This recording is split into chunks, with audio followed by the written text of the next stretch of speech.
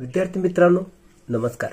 SYBSC computer science mathematics paper second semester 4 operations research lecture number 4 मध्ये आज आपण question paper solution जून 2023 मधील question number 2C बघतो आहोत.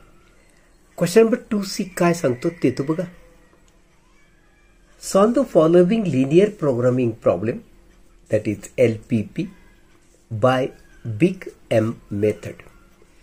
Maximize z is equal to 2x1 plus x2. Subject to a constant काय 2x1 minus x2 less than or equal to 1. x1 minus x2 greater than or equal to 1. x1 and x2 are greater than or equal to 0. This is the LPP given. ठीक आहे. आता याचं solution बघा. सर्वप्रथम ही दिलेली LPP standard form मध्ये आपण convert करून घेत असतो. त्यानंतर त्याला बिग एम मेथडचा वापर करण्यासाठी आर्टिफिशियल व्हेरिएबल इंट्रोड्यूस करावे लागतात. असं आपण स्टेप स्टेपने जाऊ. सो पहिल्यांदा या LPP ला स्टँडर्ड फॉर्म मध्ये लिहायचं. म्हणजे काय करायचं, ज्या कॉन्स्टंट मध्ये लेस दॅन और इक्वल टू असेल त्यात स्लॅक व्हेरिएबल ऍड करायचा. ज्या कॉन्स्टंट मध्ये greater than or equal to असेल त्यामधून सरप्लस व्हेरिएबल वजा करायचा. समजा इथं आपण S1 हा स्लॅक व्हेरिएबल ऍड केला तर इथं S2 हा सरप्लस व्हेरिएबल वजा करायचा. त्याच वेळेस हे स्लॅक व्हेरिएबल आणि सरप्लस व्हेरिएबल ह्या ऑब्जेक्टिव्ह फंक्शन मध्ये 0 कोएफिशियंट देऊन लिहायचे. ओके, म्हणजे इथं S1 पण येणार S2 पण येणार, दोघांना 0 कोएफिशियंट असेल आणि दोघांनाही प्लस साइन असेल. ओके, आता बघा, converting given LPP into standard form असं आपण म्हणायचं.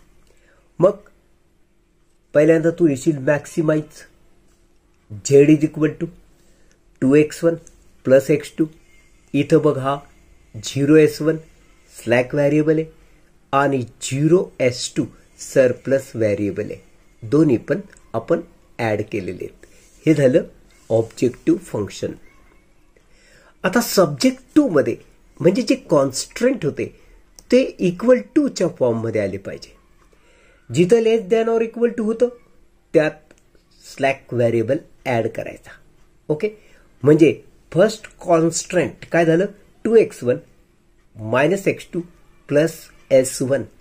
आता लेस दॅन और इक्वल टू काढा आणि त्याच्याऐवजी लिहा इक्वल टू 1. सेकंड कॉन्स्टंट जो होता त्यात होतं बघ greater than or equal to, म्हणून आपण सरप्लस व्हेरिएबल वजा केलेला आहे. मग तो कॉन्स्टंट आता इक्वेशन फॉर्म मध्ये कसं होईल, x1 minus x2 minus S2 is equal to 1. म्हणजे हा स्लॅक व्हेरिएबल आहे, हा सरप्लस व्हेरिएबल आहे, हा ऍड करायचा असतो, हा सबट्रॅक्ट करायचा असतो. मग आपण म्हणायचं x1 x2 S1 S2 all are greater than or equal to 0 आहेत. आता आम्हाला युजिंग बिग एम मेथड म्हणजे काय, इंट्रोड्यूस आर्टिफिशियल व्हेरिएबल. हा आर्टिफिशियल व्हेरिएबल आर ने डिनोट केला जातो. आता तो इंट्रोड्यूस करायचा. तुम्हाला मी मगाशी बोललो होतो, हा आर्टिफिशियल व्हेरिएबल फक्त आणि फक्त ज्या कॉन्स्टंट मध्ये तुम्ही सरप्लस व्हेरिएबल वजा केला, म्हणजे जे constant greater than or equal to होतं त्यातच फक्त आम्हाला आर्टिफिशियल व्हेरिएबल ऍड करायचं आहे. मग ऑब्जेक्टिव्ह फंक्शन काय होईल, maximise z is equal to 2x1 plus x2 plus 0s1 plus 0s2 minus mr1. लक्षात ठेवा, हा R1 आर्टिफिशियल व्हेरिएबल आहे. M ही संख्या पॉझिटिव्ह आहे आणि सफिशियंटली लार्ज आहे, म्हणजे खूप खूप खूप मोठी आहे. दुसरी गोष्ट, जेव्हा फंक्शन मॅक्सिमाइज टाईपचं असतं तेव्हा ऑब्जेक्टिव्ह फंक्शनमधून हे मायनस करायचं असतं, मायनस M(R1). आता हा जो R1 आहे हा आर्टिफिशियल व्हेरिएबल आहे, तो सरप्लस व्हेरिएबल जिथं होता त्यातच ॲड करायचा असतो. Okay, subject to 2x1 - x2 + s1 = 1. याच्यात आपण आर्टिफिशियल व्हेरिएबल ॲड केलेला नाही कारण हे less than or equal to constant होतं. आता x1 - x2 - s2 यामध्ये हा आर्टिफिशियल व्हेरिएबल R1 आपण ॲड केला आणि तो =1 तसाच लिहिला. मग राहिला प्रश्न, x1 x2 s1 s2 आणि R1 are greater than or equal to 0. आणि तो जो m आपण लिहिलेला आहे तो m इज पॉझिटिव्ह. m ही संख्या पॉझिटिव्ह संख्या आहे अँड सफिशियंटली लार्ज, खूप मोठी आहे. ओके, आता ह्या इक्वेशन्सवरून आम्हाला एक टेबल तयार करायचा आहे. तो कसा करायचा ते आपण बघून घेऊ. ही जी पहिली रो आहे तिथं आपण लिहिलंय CJ. ही सेकंड रो जी आहे तिथं आपण CB, XB, x1 x2 s1 s2 आणि R1 हे सगळे व्हेरिएबल तुम्हाला ऑब्जेक्टिव्ह फंक्शनमध्ये बघायला मिळतील. आणि त्या ऑब्जेक्टिव्ह फंक्शनमध्ये x1 चा कोइफिशियंट काय आहे तो वर लिहिलेला आहे, x2 चा कोइफिशियंट काय आहे वर लिहिला आहे, s1 s2 आणि R1 यांचे कोइफिशियंट हे आपण ऑब्जेक्टिव्ह फंक्शन मधून लिहिलेले आहेत. एकदा बघून घ्या. हे आहे ते ऑब्जेक्टिव्ह फंक्शन. हा x1 चा कोइफिशियंट आहे, x2 चा कोइफिशियंट 1 आहे, s1 चा 0, s2 चा 0 आणि R1 चा कोइफिशियंट आहे -m. त्यानंतरचा जो कॉलम आहे आमचा x1 x2 s1 s2 आणि R1 आणि हा कॉन्स्टंट. आता फर्स्ट इक्वेशन सब्जेक्ट 2 मध्ये बघा, 2x1 - x2 + s1 = 1 म्हणजे हा आहे कॉन्स्टंट. इथं s2 आणि R1 नाहीत म्हणून त्यांचे कोइफिशियंट आपण 0 लिहिणार आहोत. हे इक्वेशनचे कोइफिशियंट असतात त्या त्या व्हेरिएबलचे, x1 चा x2 चा s1 चा s2 चा R1 चा आणि हा त्यातला कॉन्स्टंट. हे पहिल्या इक्वेशनचं, हे दुसऱ्या इक्वेशनचं लिहिलं. ओके, आता हे s1 आणि R1 कुठून घेतले आणि हेच का घेतले आणि त्यांचे हे कोइफिशियंट कुठून आले. तर पहिली गोष्ट इथं आपण s1 लिहिला. ऑब्जेक्टिव्ह फंक्शन मध्ये s1 चा कोइफिशियंट 0 आहे. हे बघा, हा s1 हे ऑब्जेक्टिव्ह फंक्शन मधील त्याचं कोइफिशियंट 0 म्हणून s1 चा आपण 0 कोइफिशियंट लिहिला. सिमिलरली R1 चा कोइफिशियंट ऑब्जेक्टिव्ह फंक्शन मध्ये -m आहे म्हणून या R1 चा कोइफिशियंट मी -m लिहिला. म्हणजे आता तुम्हाला हे क्लिअर झालं. फक्त प्रश्न असा येतो इथं s1 आणि R1 हे आपण का घेतले. मित्रांनो, ही कन्सेप्ट मात्र समजून घ्या. या व्हेरिएबलकडे यामध्ये तुम्हाला जिथं आयडेंटिटी मॅट्रिक्स होत असेल तेच व्हेरिएबल घ्यायचे. पहिली गोष्ट तर इथं 2च कॉन्स्टंट होते म्हणजे 2च इक्वेशन होते म्हणून तो मॅट्रिक्स 2x2 चा आम्हाला ॲज्युम करायचा. पण 2x2 चा आयडेंटिटी मॅट्रिक्स कसा असतो तुम्हाला माहिती आहे ना. म्हणजे पहिली रो असते 1 0 तर दुसरी रो असते त्याची 0 1. मग हे आयडेंटिटी केवळ या s1 आणि R1 मुळे बनतायत म्हणून आपण s1 इथं लिहिला आणि R1 इथं लिहिलेला आहे. ओके, तर ज्यांचा आयडेंटिटी मॅट्रिक्स बनतो ते व्हेरिएबल या इथं येतात. आता ZJ किमती मिळवतात कशा. त्यासाठी या फॉर्म्युल्याचा वापर होतो. ZJ = CB × XJ. ओके, आता हा जो CB आहे तो मॅट्रिक्स आहे आणि तो मॅट्रिक्स हा आहे बघा 0 -m. ओके, हा आपण ट्रान्सपोज फॉर्म मध्ये लिहितो म्हणजे 0 -m आपण असा लिहितो 0 -m. आता हा CB प्रत्येक वेळेस तोच राहील बरं का, 0 -m 0 -m 0 -m, कुठेच बदल होणार नाही. तुला या झेडच्या किती किमती काढायच्या आहेत? एकंदरीत 5. का बरं बघूया. ही Z1 आहे, Z2 आहे, Z3 आहे, Z4 आहे आणि Z5 आहे. ओके, कॉन्स्टंट पर्यंत जायची काही गरज नाही, पण व्हॅरिएबल पर्यंत सगळे घ्यायचे. म्हणजे टोटल 5 व्हॅरिएबल आहेत, ते 5 व्हॅरिएबलच्या झेडच्या किमती काढलेल्या आहेत. म्हणून आपण Z1 Z2 Z3 Z4 आणि Z5 घेतलेले आहे. एक्सचे काय आहे तर लक्षात ठेवा, प्रत्येक वेळेस आता या Z1 साठी एक्सचे हा असणार आहे 2 1, Z2 साठी एक्सचे हा असणार आहे -1 -1, Z3 साठी एक्स जे असणार आहे 1 0, Z4 साठी एक्स जे असणार आहे 0 -1 आणि फायनली Z5 साठी एक्स जे असणार आहे 0 1. ओके, हे सगळं आम्हाला आता कशा पद्धतीने मांडलंय तर ते या फॉर्म्युल्यात मांडलंय. तर CB तुम्हाला माहिती आहे 0 -m हा मॅट्रिक्स आहे, कुठून आला तुम्हाला माहिती आहे. आता Z1 मध्ये 2 1 हा मॅट्रिक्स कुठून आला हेही तुम्हाला माहिती आहे. ओके, मग आता हा प्रॉडक्ट अशा रीतीने आपण करत गेलो. मॅट्रिक्सचं प्रॉडक्ट तुम्हाला माहिती आहे, फर्स्ट रो फर्स्ट कॉलम असा प्रॉडक्ट घेतात. म्हणजे या एलिमेंटनं या एलिमेंटला मल्टिप्लाय करायचं, 0 × 2 0. मग या एलिमेंटनं या एलिमेंटला मल्टिप्लाय करायचं, -m × 1 -m म्हणजे 0 -m, थोडक्यात -mच येणार. त्यानंतर Z2 कसा काढलाय तर 0 -m हा फर्स्ट मॅट्रिक्स फिक्स आहे, -1 -1 कुठून आला तुम्हाला माहिती. हा प्रॉडक्ट कसा घेतला आता हेही तुम्हाला माहिती. 0 × -1 that is 0, -m × -1 that will become +m.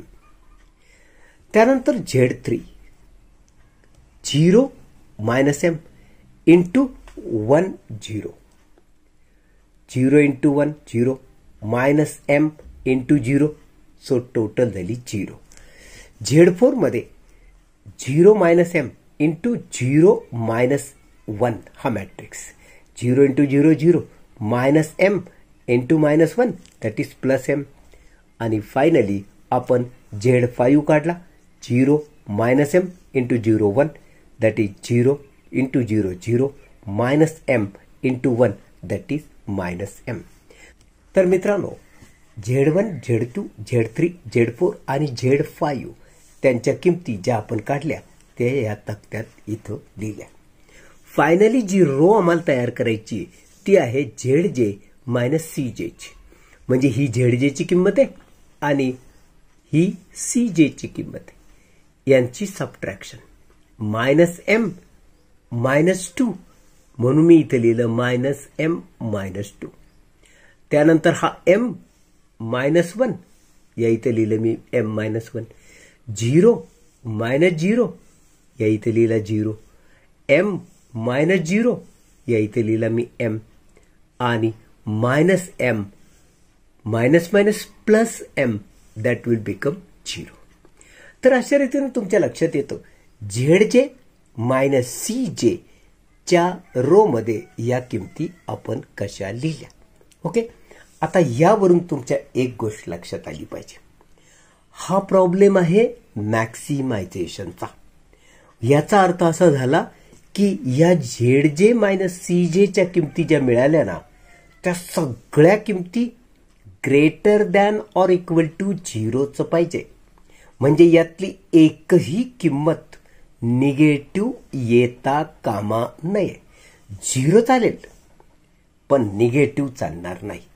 आणि तुम्ही बघताय या इथं एम तर ऑलरेडी सफिशियंटली लार्ज संख्या आहे, तिला नेमकं मायनस साईन आलंय आणि त्या मायनसमध्ये परत हा 2 पण मायनस आहे, म्हणजे ही अजूनच मायनस संख्या खूप खूप लहान होत गेली.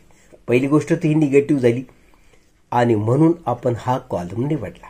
ओके, ह्या कॉलमला आपण पायवोट कॉलम असं म्हणणार. ओके, म्हणून त्याला आपण असा ॲरो केला. थीटा जे चा जो कॉलम आम्हाला भरायचा आहे तिथं काय सांगितलंय, बी अपॉन पीसी. पीसी म्हणजे पायवोट कॉलम, म्हणजे पायवोट कॉलमचा एलिमेंट. मग बी तर फिक्स आहे, हा पायवोट कॉलमचा एलिमेंट या इथं 2. मग 1 ला जर 2 ने भागलं तर 1/2 येणार.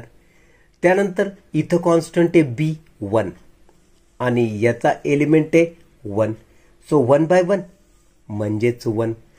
अशा रीतीनं थीटा जेच्या तुला ह्या 2 किमती मिळाल्या. आता विचारात घे, यातली लहान संख्या तुला शोधायची. 1/2 आणि 1 मध्ये लहान संख्या ही आहे 1/2, म्हणून ही जी रो आहे तिला आपण पायवोट रो म्हणणार. PR, that is pivot row. आता आम्हाला पुढचा टेबल तयार करायचा आहे, कारण इथं ऑप्टिमल सोल्युशन आम्हाला नाही मिळालं. मॅक्सिमायझेशनच्या टाईपमध्ये ZJ मायनस CJच्या सगळ्या किमती greater than or equal to 0 पाहिजेत, तरच ते ऑप्टिमल सोल्युशन. आता इथं निगेटिव्ह आली म्हणजे हे ऑप्टिमल सोल्युशन नाही. दुसरी गोष्ट आहे, आम्ही पुढं असं पण लिहिणार आहोत की हा जो पायवोट कॉलम आहे ना, म्हणजे X1 हा एंटरिंग एलिमेंट आहे, कारण इथं पायवोट कॉलम आहे. हा आहे एंटरिंग एलिमेंट, म्हणजे X1 एंटर्स असं आपण म्हणणार. दुसरी गोष्ट, ही जी पायवोट रो आहे ना, त्या पायवोट रोचा जो व्हेरिएबल आहे तो लिव्हिंग व्हेरिएबल असणार. म्हणजे थोडक्यात S1 लिव्स, X1 एंटर्स असं तुम्ही म्हणणार. S1 काढायचा आणि त्याच्या जागी X1 लिहायचा. ओके, मग साहजिक आहे तुम्ही इथं जर X1 लिहिला तर यामध्ये X1चं कोएफिशियंट 2 आहे, म्हणून तो 2 इथे लिहिणार तुम्ही. ओके, जो आता पुढचा टेबल आपण तयार करू त्यात ही सुधारणा करायची. म्हणजे इथं येणार 2, इथं येणार X1, इथं हे जे एलिमेंट या प्रत्येकाला आपण 2 ने भागणार. हा पुढच्या तक्त्यातील पहिली रो. हा -M आणि हा R1 हे सध्या तसेच राहतील. नेक्स्ट आम्हाला एक ऑपरेशन करायचं असतं पुढच्या टेबलमध्ये. ते असं की इथं 1 झाल्यावर या इथं 0 पाहिजे. मग इथं 0 येण्यासाठी ही जी सेकंड रो आहे त्यातनं R1 वजा करायची. इथं आता 1 होणार आहे ना, तो 1 जर याच्यातून वजा केला तर 1 - 1 0 येईल. ओके, म्हणून आम्ही एक ऑपरेशन पण करणार, R2 - R1. तर आता या ऑपरेशन केल्यानंतर या रो मध्ये काय एलिमेंट येतील ते आपण बघूया. मग त्यानंतर ZJ आणि त्यानंतर ZJ मायनस CJ हे नवीन तक्त्यात आपण काढणार आहोत. तर चला आपण आता पुढचा तक्ता बनवूया. तर मित्रांनो, आपण तसं लिहिलं, the problem is of maximization type for optimal solution all ZJ minus CJ must be greater than or equal to 0. Here, not all ZJ minus CJ greater than or equal to 0. The solution is not optimal. Most negative value of ZJ minus CJ minus M minus 2, which corresponds to column X1. This is pivot column. Okay, PC. So, X1 enters. Also from theta j column, 1/2 is the minimum, which corresponds to row S1. This is pivot row PR. So S1 leaves. तर लक्षात आलं तुमच्या, X1 enters, S1 leaves हे आपण मगाशी पाहिलं, ते इथं कशा पद्धतीने लिहिलं. मग एक ऑपरेशन आपण केलं. पहिल्या रोला R1 ला आपण 2 न भागलं म्हणजे 1/2 न मल्टिप्लाय केलं आणि दुसऱ्या रो मधून पहिली रो सबट्रॅक्ट केली. तर थोडक्यात नवीन टेबल जो आपण तयार केला तो असा झाला. परत ते CJ त्यांचे कोएफिशियंट ऑब्जेक्टिव्ह फंक्शनचे त्याच्यात बदल होणार नाही. हा जो कॉलम आहे या कॉलममध्ये इथं XB आणि ह्या रोमध्ये X1, X2, S1, S2, R1, B, θJ हे पहिल्यासारखंच राहणार. याच्यात काही बदल होणार नाही. बदल घडला इथं. मगाशी इथं S1 होता, आता तुम्ही X1 लिहिला. मगाशी इथं 0 होता, आता तुम्ही 2 लिहिला. आता हे जे आहेत त्या टेबलनुसार पहिली रो जी होती त्यातल्या प्रत्येक एलिमेंटला आपण 2 ने भागलं. 2 ने भागलं इथं 1 झाला. 2 ने भागलं इथं -½ झाला. इथं 1/2 झाला. 0 0 आणि इथं 1/2. ही फर्स्ट रो 2 ने भागल्यानंतर आलेली आहे. आता सेकंड रो जी आहे ती ही 0 -½ -1 आणि 1 हे आले कसे. तर बघा मित्रांनो, आपण R2 - R1 हे ऑपरेशन केलं ते पहिल्या टेबलमधील सेकंड रो मध्ये. सेकंड रो मध्ये एलिमेंट होता 1, त्यातनं आपण 1 मायनस केला म्हणून आला 0. ओके. त्यानंतर -1 हा दुसरा एलिमेंट होता, त्यामध्ये आपण 1/2 मायनस केला, तो मायनस मायनस झाला प्लस, म्हणून -1 आणि 1/2 यांची जर ॲडिशन केली तर तुला माहिती ती येते -½ थर्ड एलिमेंट जो होता तो होता 0, त्यातनं 1/2 मायनस केला तर 0 -1/2 थोडक्यात -1/2. फोर्थ एलिमेंट होता -1, त्यातनं फर्स्ट रो मधला एलिमेंट वजा केला 0, सो -1 मधून 0 गेला तर शेवटी -1च राहणार. आणि फिफ्थ एलिमेंट होता 1, त्यातनं आपण 0 मायनस केला तर शेवटी 1च राहिला.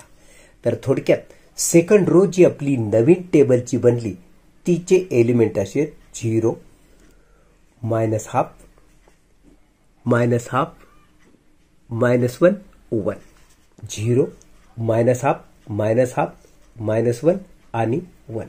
ओके. हे एलिमेंट लिहिल्यानंतर आपण ZJ ची रो बनवली. तर मित्रांनो, या ZJ ची किंमत काढताना आपण फॉर्म्युला काय बनवतो, ZJ = CB × XJ. ओके. तर हा जो CB आहे तो हा असणार आहे 2 - M. हा ट्रान्सपोज फॉर्म मध्ये आहे आणि प्रत्येक वेळेस हा मॅट्रिक्स बदलत आहे. हा XJ पैकी X1, हा X2, हा X3, हा X4 आणि हा X5. अशा रीतीनं Z1, Z2, Z3, Z4 आणि Z5च्या ह्या ज्या किमती आहेत त्या तुम्हाला मिळणार आहेत. मग आपण पहिल्यांदा या ZJच्या किमती बनवून घेऊ. कशा बनवायच्या ते बघू. तर मित्रांनो, ZJ = CB × XJ या दोन मॅट्रिक्सचा प्रॉडक्ट. Z1 2 - M हा कॉन्स्टंट राहणार मॅट्रिक्स, हे तुला माहिती आहे, इथं बदलत जाईल. 1 0 हा होता X1, मग 2 × 1 दॅट इज 2 आणि हा प्रॉडक्ट तर 0 आहे म्हणून 2 येणार. मग Z2 मध्ये काय, 2 - M हा मॅट्रिक्स फिक्स आहे. आता हा मॅट्रिक्स X2चा -1/2 -1/2, मग याने याला मल्टिप्लाय केलं तर 2 × -½ दॅट इज -1 येणार. 2 2 कट. हा product minus plus M × 1/2 that is M/2 होणार, म्हणजे -1 + M/2. Z3 मध्ये 2 - M हा मॅट्रिक्स झाला 1/2 -1/2, म्हणजे याने याला मल्टिप्लाय केलं 2 × 1/2 दॅट इज 1. हे मायनस प्लस M/2 म्हणून या इथे लिहिलं प्लस M/2. Z3 मध्ये काय झालं की 2 - M हा मॅट्रिक्स फिक्स आहे. हा मॅट्रिक्स आहे 1/2 -1/2, म्हणजे 2 × 1/2 that is 1, minus plus M/2. त्यानंतर Z4 मध्ये 2 - M मॅट्रिक्स आहे 0 -1, so 0 minus plus that is M plus. Finally Z5 ची किंमत काढताना 2 मायनस एम या मॅट्रिक्सला 0 1 ने मल्टिप्लाय केलं. So 0 minus plus minus M that is minus M.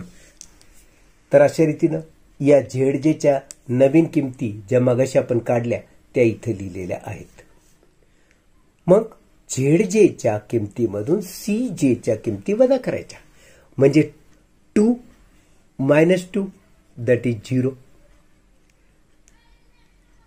Minus 1 plus M by 2 मधून हा 1 वजा केला म्हणजे मायनस 1 दॅट इज मायनस 2. हा M by 2 as it is right. त्यानंतर या 1 प्लस एम बाय 2 मधून 0 वजा केल्याने काही फरक पडणार नाही. त्यानंतर या एम मधून 0 वजा केल्याने काही फरक पडणार नाही. एम तसाच राहील. फायनली या मायनस एम मधून हा मायनस मायनस प्लस एम म्हणजे मायनस एम प्लस एम इथं येणार 0. मित्रांनो आता ह्या झेडजे मायनस सीजेच्या नीट किमती तुम्ही बघा. ह्या नवीन टेबलमध्ये तुमच्या लक्षात येतं की एकही किंमत निगेटिव्ह येत नाही. 0 आली पण निगेटिव्ह येत नाही. का बरं? ही निगेटिव्ह आहे ना? नाही. हा एम सफिशियंटली लार्ज आहे. एम ही संख्या खूप मोठी आहे. त्या मोठ्या संख्येला पॉझिटिव्ह चिन्ह आहे. आणि विचार करा त्यामधून 2 गेल्यानं काय फरक पडणार आहे? शेवटी वजाबाकीला पॉझिटिव्ह चिन्ह राहील. इथं तर सगळेच पॉझिटिव्ह चिन्हाचे त्यामुळे इथं निगेटिव्ह यायचं कारण नाही. इथंच फक्त शंका होती पण इथं निगेटिव्ह येणार नाही. शेवटी ही वजाबाकी पॉझिटिव्ह येईल. ओके. म्हणून ही सगळ्या greater than or equal to 0 आलेल्या आहेत. याचा अर्थ आपण असं म्हणू शकतो की सोल्युशन इज ऑप्टिमल. आता सोल्युशन इज ऑप्टिमल हे तर आपण सांगू. मग सोल्युशन काय आहे बघा बरं का. म्हणजे x1 ची किंमत या कॉन्स्टंट या कॉलम मधून लिहायची. r1 ची किंमत या कॉन्स्टंटच्या कॉलम मधून लिहायची. या कॉन्स्टंटच्या किमती आहेत. b म्हणजे कॉन्स्टंट. तर x1 इज इक्वल टू 1/2 आणि r1 इज इक्वल टू 1/2. तर ऑप्टिमल सोल्युशनमध्ये या 2 व्हेरिएबलच्या फक्त किमती लिहायच्या. बाकीच्यांच्या किमती सगळ्या 0 लिहायच्या. कारण त्यांचा इथं उल्लेख नाही ना मग 0 लिहायच्या. म्हणजे x2 0 s1 0 s2 0 1 2 3 व्हेरिएबलची किमती 0 लिहायच्या. कारण तुला फक्त x1 माहिती आहे 1/2 आणि r1 माहिती आहे 1/2. Okay. In new table all zj minus cj greater than or equal to 0. Therefore the solution is optimal solution. मग आता ते ऑप्टिमल सोल्युशन मिळालं काय? तर मी मगाशी बोललो होतो x1 ची किंमत 1/2 r1 ची किंमत 1/2. मग x2 s1 s2 या सगळ्यांच्या किमती 0 लिहायच्या. आता राहिला प्रश्न मॅक्सिमम व्हॅल्यू काढायची आम्हाला. तर मूळ एक्झाम्पल जे दिलेलं असतं ना maximise z is equal to 2x1 plus x2 त्यात ह्या किमती भरायच्या असतात. ओके. मग x1 ची किंमत 1/2 भरली. x2 ची किंमत 0 आहे आणि 2 cut 1 plus 0 that is 1. So maximum value of z is 1. तर मित्रांनो बिग एम मेथडचा हा प्रॉब्लेम आपण या ठिकाणी सोडवला. आजच्या लेक्चरमध्ये मित्रांनो आपण इथेच थांबूया. भेटूया नेक्स्ट लेक्चरमध्ये. तोपर्यंत मला निरोप द्या. नमस्कार.